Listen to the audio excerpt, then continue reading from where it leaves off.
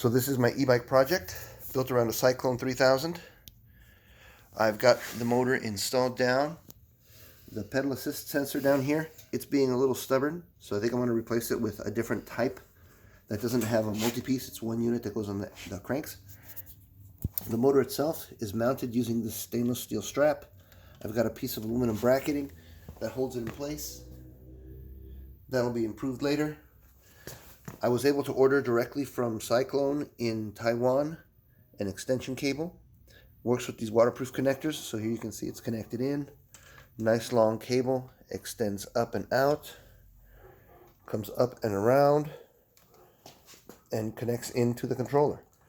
The wiring up front here, you can see that I've fork mounted the controller box. I have another small box that'll contain all this wiring, and it'll all be clean and tidy.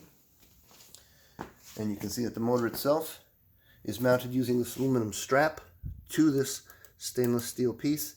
As I said, I'm going to put another bracket over here and connect to the other side so that it's triangulated, good and strong. I'm powering it with this little converter that I purchased.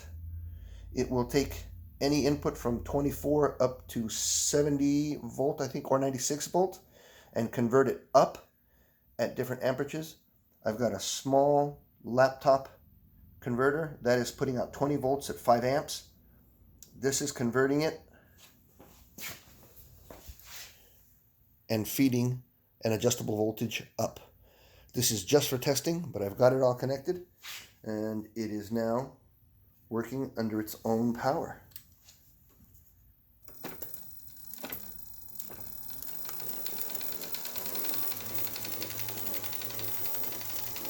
So the setup is working well.